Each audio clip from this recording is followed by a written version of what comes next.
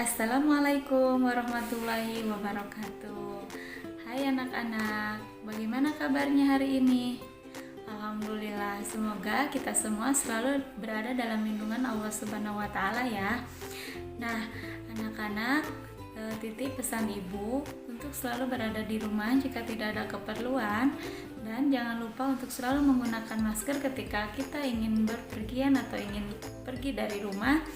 Dan satu lagi, setelah melakukan aktivitas apapun, jangan lupa untuk selalu mencuci tangan agar kita selalu higienis ya, selalu bersih. Nah anak-anak, sebelum ibu melanjutkan, marilah kita berdoa terlebih dahulu agar apa yang ingin kita capai hari ini, apa yang kita kerjakan hari ini, Allah memberikan kemudahan dan kelancaran. Berdoa dimulai.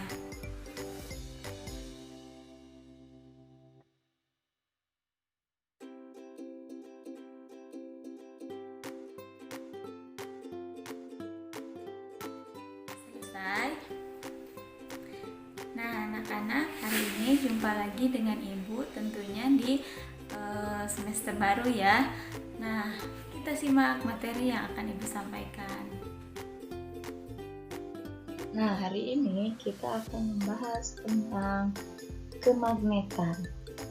Tujuannya yaitu mengelompokkan benda berdasarkan sifat kemagnetannya. Yang kedua, memahami cara membuat magnet. Yang ketiga, memahami cara menghilangkan magnet.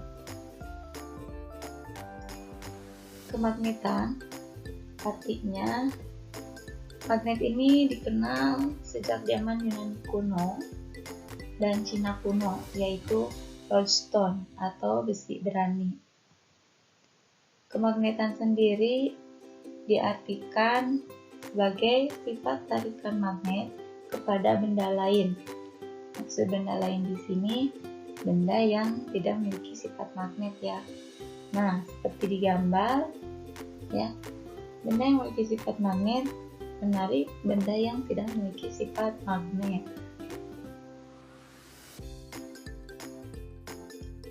Pengelompokan benda berdasarkan sifat kemagnetannya yang pertama itu ada feromagnetik. Feromagnetik ini artinya benda yang ditarik kuat oleh magnet. Contohnya seperti baja, besi, dan nikel. Yang kedua, paramagnetik. Paramagnetik ini memiliki arti benda yang ditarik lemah oleh magnet. Contohnya seperti aluminium, magnesium, dan yang lainnya. Kemudian yang ketiga yaitu diamagnetik. Diamagnetik ini benda yang tidak ditarik oleh magnet. Contohnya seperti perak, emas, tembaga, kaca, dan yang lainnya. Kita lihat di contoh pada gambar. Ini gambar contoh feromagnetik. Tadi feromagnetik itu artinya benda yang dapat ditarik kuat oleh magnet. Kemudian contoh paramagnetik. Nah, paramagnetik ini benda yang ditarik lemah oleh magnet. Ketiga, diamagnetik, yaitu benda yang tidak bisa ditarik oleh magnet. Jenis bahan magnet. Yang pertama, bahan magnet tua. Bahan magnet ini dia sulit sekali dijadikan magnet, tetapi ketika dia sudah mempunyai sifat magnet atau sifat kemagnetannya, dia sangat tahan lama untuk menyimpan sifat kemagnetannya.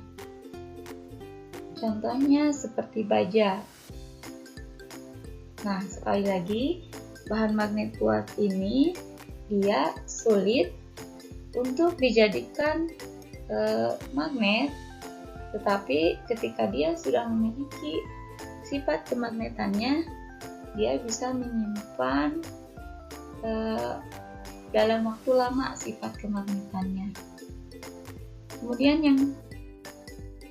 yang kedua yaitu bahan magnet lemah. Bahan magnet ini mudah sekali dijadikan magnet, tetapi dia tidak bisa menyimpan dalam waktu lama sifat kemagnetannya. Contohnya besi. Nah ya, jadi bahan magnet yang lemah ini dia mudah dijadikan magnet, tetapi setelah memiliki sifat kemagnetannya ini tidak bisa disimpan dalam waktu lama.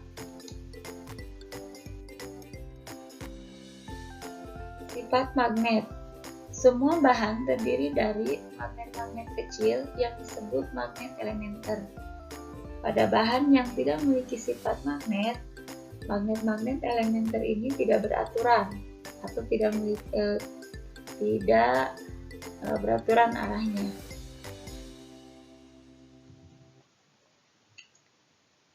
Sifat magnet elementer ini terdiri dari magnet-magnet kecil yang disebut magnet elementer.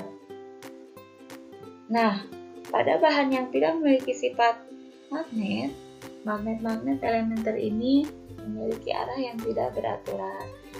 Nah, kita lihat pada gambar, arah panahnya tidak menuju satu arah, tetapi dia acak ya, artinya dia tidak beraturan. Kemudian, pada benda yang memiliki sifat magnet, magnet-magnet elementernya memiliki arah yang beraturan. Kita perhatikan pada gambar. Nah, jadi arah panahnya mengarah ke satu arah. Nah, berdasarkan tadi, maka kutub magnet terbagi menjadi dua, yaitu kutub utara dan kutub selatan. Biasanya kutub utara itu berwarna merah ya, kutub selatan itu berwarna biru. Sifat dua kutub. Nah, di sini benda itu bergerak, yang terjadi ada dua, dia bisa saling tarik menarik atau saling tolak menolak. Nah, di sini kutub yang senama akan mengakibatkan tolak menolak atau saling menjauh. Nah, kita perhatikan pada gambar. Senama di sini bisa utara dengan utara, bisa selatan dengan selatan. Ketika satu benda yang berujung utara didekatkan dengan benda yang berujung utara juga, maka yang terjadi akan saling tolak menolak. Ataupun sebaliknya, benda yang ujung selatan didekatkan dengan benda yang ujung selatan, maka yang terjadi yaitu tolak menolak atau saling menjauh. Nah, yang kedua yaitu kutub yang tidak senama, yang terjadi akan saling tarik menarik atau saling mendekat. Nah, kita lihat pada gambar. Misalkan di sini pada gambar ujung utara didekatkan dengan ujung selatan, maka karena kutubnya tidak senama atau berbeda jenisnya, maka yang terjadi akan saling tarik menarik. Nah, kita lihat animasi kutub yang berbeda. Nah, di sini N sebagai utara, E selatan ya. Ujung utara didekatkan dengan ujung selatan, maka yang terjadi akan saling tarik menarik. Kemudian kutub yang sejenis. Ketika ujung selatan bertemu dengan ujung selatan, maka yang terjadi akan saling menjauh atau saling tolak menolak.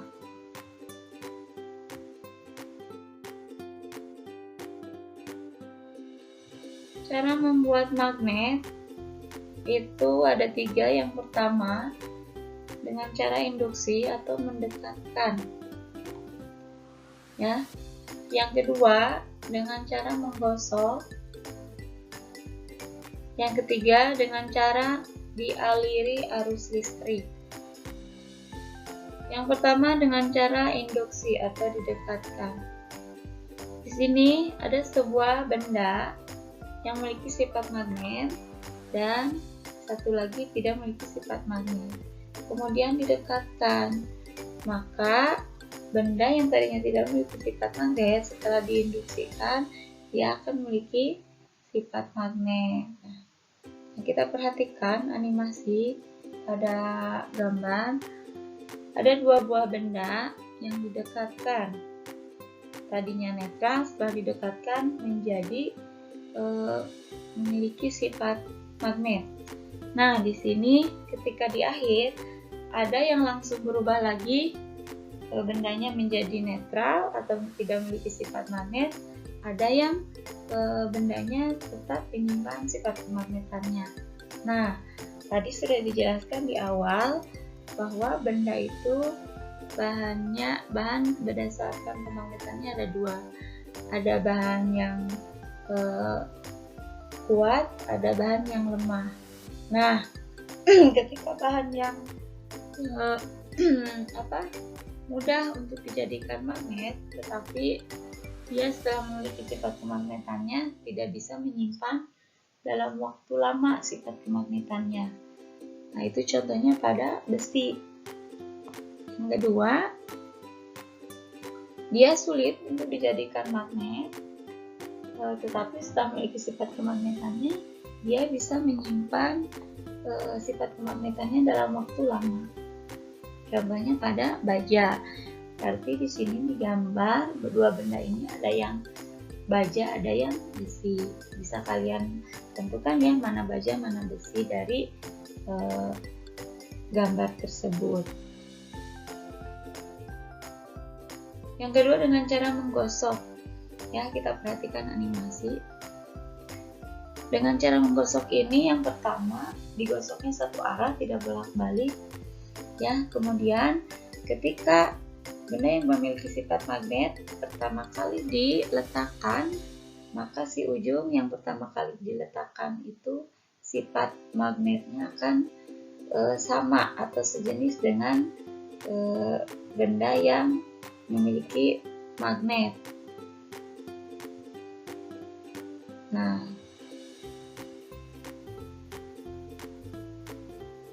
jadi bagian benda yang disentuh dengan magnet terlebih dahulu akan memiliki kutub yang sama dengan kutub magnet yang menyentuhnya.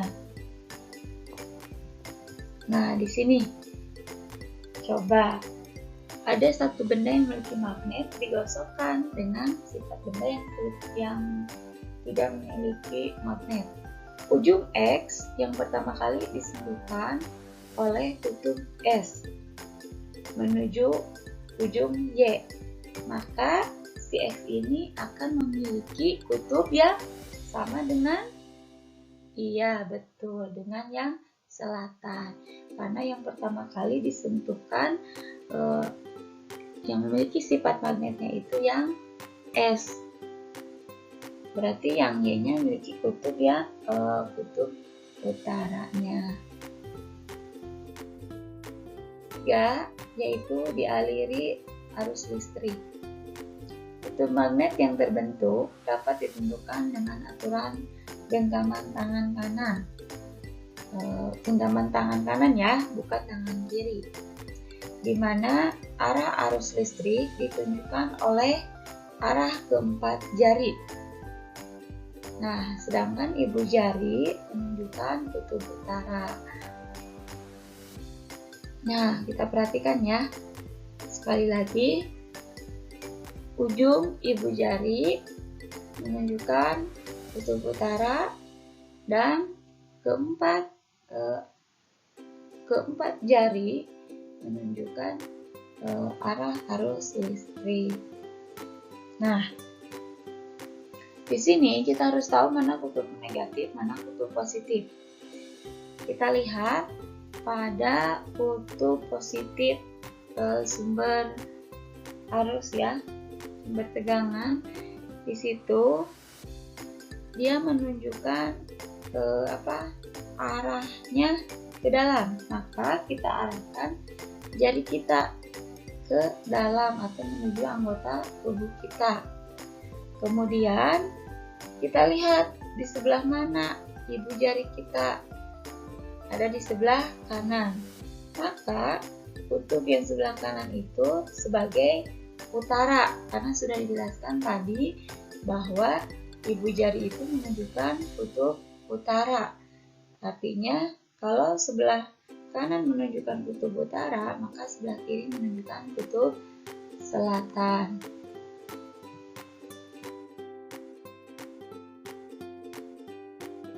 Nah, kita perhatikan contoh soal pada gambar 11.4. Nah, yang lebih panjang pada sumber tegangan itu menunjukkan kutub positif, sedangkan yang pendeknya itu kutub negatif. Seperti yang Ibu tadi bilang, kita perhatikan dulu kutub positifnya, lalu kita lihat lilitan awalnya dia dari mana, menuju ke dalam atau keluar. Maksud ke dalam itu ya keempat jarinya menuju ke anggota tubuh kita. Kalau keluar berarti keempat jarinya menjauhi tubuh kita atau arahnya keluar. Nah, kita lihat di situ yang pada ujung A, berarti ya yang kutub positif itu. Ternyata lilitannya ketika kita praktekkan dengan menggunakan tangan kanan, keempat jari ini dia menjauhi tubuh kita. Maka si ibu jarinya ada di sebelah kiri atau ada di ujung A. Maka ujung A ini dia sebagai kutub, iya betul, kutub utara, karena ibu jari ini menunjukkan kutub utaranya. Artinya kalau A kutub utara, maka ujung B sebagai kutub, betul, kutub selatan. Nah, sekarang gambar 11.6 ya. Kita yang pertama perhatikan dulu kutub positif yang sebelah mana ya. Kutub positif itu tadi simbolnya garisnya lebih panjang dibandingkan kutub negatif, artinya berada di ujung A ya, yang ini juga sama. Terus yang kedua langkahnya kita lihat lilitan yang pertama kali yang masuk itu ke sebelah mana, dia menuju keluar atau ke dalam. Artinya keluar itu menjauhi anggota tubuh kita, kalau ke dalam itu keempat jarinya menuju ke mendekati anggota tubuh kita. Nah, kita lihat, oh ternyata yang ini mah ke dalam, artinya lilitan pertama kali yang dilakukannya menuju ke tubuh kita, sehingga ibu jari berada di ujung B, sehingga kutub B di sini menunjukkan sebagai kutub utara, sedangkan kutub A menunjukkan sebagai kutub selatan. Nah, bagaimana sih cara menghilangkan magnet? Tadi kan cara membuat magnetnya bisa dengan induksi, bisa dengan menggosokkan, dan bisa juga dengan dialiri arus listrik. Nah, cara menghilangkan magnet ada beberapa langkah, diantaranya yang pertama dengan cara dipanaskan. Nah, yang kedua dengan cara dipukul-pukul. Yang ketiga dengan cara dijatuh-jatuhkan dari ketinggian. Nah, sedangkan yang keempat diputuskan aliran listriknya. Nah, ini cara-cara menghilangkan sifat kemagnetan pada suatu benda.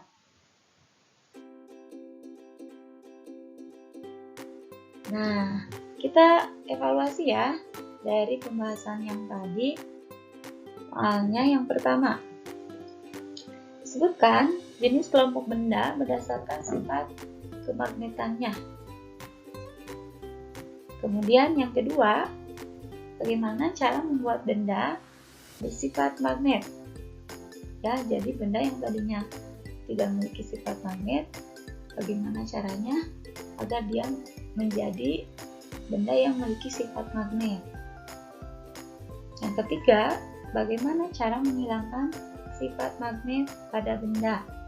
Silahkan dikerjakan. Apabila ada yang mau ditanyakan, silahkan komen. Alhamdulillahirrabbilalamin, materi telah selesai. Mohon maaf atas segala kekurangannya. wallahu a'lam bishawab. Wassalamualaikum warahmatullahi wabarakatuh.